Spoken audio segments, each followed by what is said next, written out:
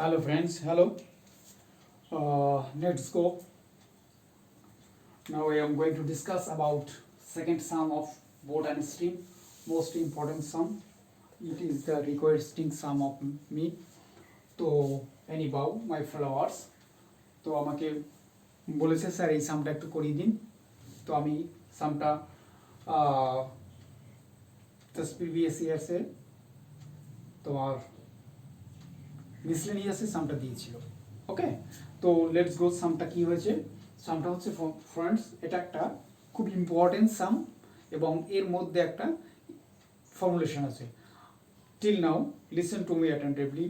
যে কটা সামই আমি বোট অ্যান্ড স্ট্রিমের এখন পর্যন্ত করিয়েছি, প্রত্যেকটা সামের মধ্যে ইন্ডিভিজুয়ালি ফর্মুলেশন আছে। এবং আমি এমন নয় যে প্রতিটা সাম ধরে ধরে করাচ্ছি এবং একই ফর্মুলেশন, নো।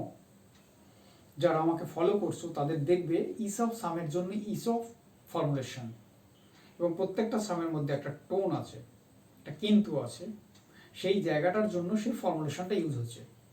এবং এই যে সামটা এখন আছে, এই সামটার জন্য একটা এক্সেপশনালি ফর্মুলেশন আছে, সেই ফর্মুলেশনটা এখন ইউজ করব এবং তোমরা মন দিয়ে সেটা দেখো। A man can row 6 kilometre in still water. একটা পার্সনের যদি স্টিল ওয়াটারে যদি সে সাঁতার কাটে, তো তাহলে সে 1 ঘন্টায় 6 কিলোমিটার যেতে পারে। Okay. Second, river running 2 kilometre hour. যখন সে সাঁতার কাটছিল তখন সে রিভারটা 2 কিলোমিটার পার আওয়ারে বইছিল, অর্থাৎ কারেন্ট।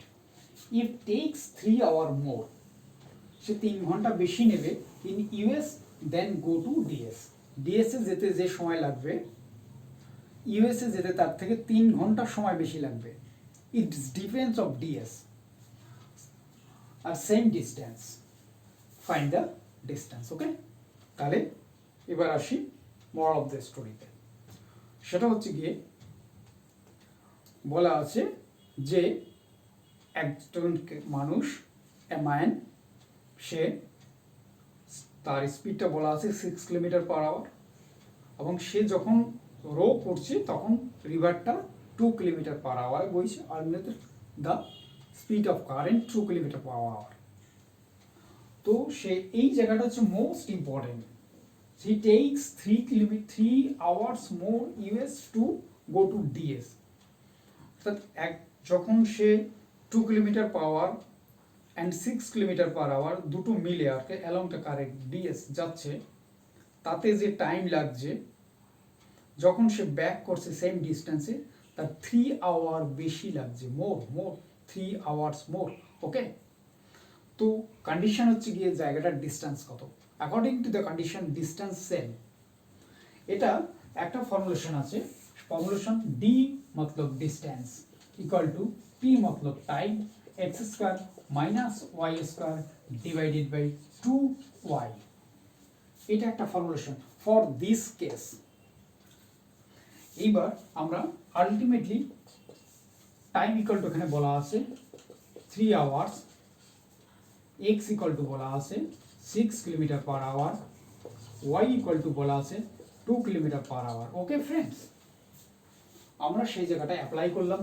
পি মতলব 3, X square mean the 36, Y square mean 4 by 2 into Y mean 2।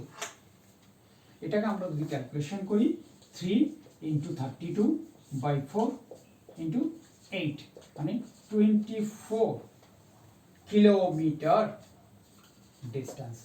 Option আমার 24 আছে কি? আছে 24, মানে বি হচ্ছে 24।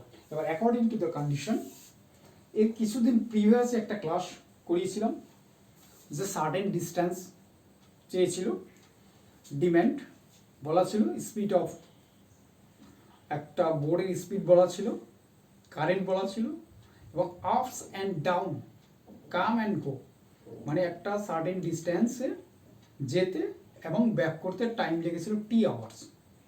সেরকম যদি কন্ডিশন থাকে, তার ফর্মুলেশন ছিল D equal to T into x square minus y square by 2x। এর কন্ডিশন কি? This is river, A and B, A and B. এটা গেল, স্রোতটা এদিকে বলছে কারেন্টটা, এবং এটা এলো, তখন তার টি টাইমস লেগেছিল, US and DS total time T hour, এবং স্পিড অফ এক্স বলা ছিল, এটা বলা ছিল। তখন আমার ফর্মুলেশন ছিল এটা। এবার এইখানে কন্ডিশন হচ্ছে গিয়ে সার্টেন ম্যান, সার্টেন ডিস্টেন্স বের করতে হবে, এবং একটা স্পিড বলা আছে, এবং বলে দিয়েছে যে সেম ডিস্টেন্সে ডিএস যেতে যে টাইমটা লেগেছিল, ইউএসএ ব্যাক করতে সেই টাইমের থেকে 3 ঘন্টা বেশি, মিন দ্যাট সেটা এক্স আওয়ার লাগলে এটা এক্স প্লাস 3 আওয়ার লাগছে। তখন তার ফর্মুলেশন এটা। তখন যখন মোর কথাটা বলবে, মোর সেম কন্ডিশন, ডিস্টেন্স এটাও চাইবে, ডিস্টেন্স এটাও চাইবে, তখন তোর হবে 2y। আর যখন টোটাল টাইম বলা থাকবে ইউএস অ্যান্ড ডিএস মিলে, তখন হবে 2x। ওকে ফ্রেন্ডস, খুব ইম্পর্টেন্ট জায়গা। যখন বলবে যে 3 if there something hour more in US than to go to DS, তখন y। আর বলবে যে 3 hours total time and go US and DS, তখন হবে 2x। এই দুটো ফর্মুলেশন প্লিজ তোমরা একটু ভালো করে কেয়ার করে, আমি এর উপরে আমি সাম দিয়ে দিয়েছি প্রিভিয়াস, আর এখন একটা সাম আমি দিলাম, এই দুটোর উপরে কম্পেয়ার করে কিন্তু দেয়। কিন্তু আমি দেখেছি ম্যাক্সিমাম স্টুডেন্টস এবং তারা সবসময় এটা গুলিয়ে ফেলে কোন ফর্মুলেশন ইউজ হবে, কারণ তারা ম্যাথামেটিক্সটা সেই ডিপে গিয়ে করে না। যখন হয় এটার উপরে অ্যাপ্লাই করলেও কিন্তু আনসার বেরোবে, সেটাও অপশনে থাকতে পারে বা থাকে, এটার উপর ক্যালকুলেশন করলে অপশন বেরোবে, সেটাও থাকে। সো কোনটা হবে সেটা বলে, যদি মোর কথাটা বলে নিচে 2y, যদি টোটাল টাইমটা বলে ups and down 2x। Okay friends, bye, ওটা ভালো করে ফলো করো, এবং প্লিজ আমাকে তোমরা বেশি করে শেয়ার করো এবং সাবস্ক্রাইব করো। সাবস্ক্রাইব করলে প্রচুর সাম তোমরা হাতে পাবে, এবং তোমরা ম্যাথামেটিক্সটা ভালো করবে। এবং অবভিয়াসলি আমার কমেন্টসে ঢুকে কমেন্টস করো, আমায় কোথায় তোমাদের ডিমান্ড কী লাগে আমি করে দেবো। Okay bye.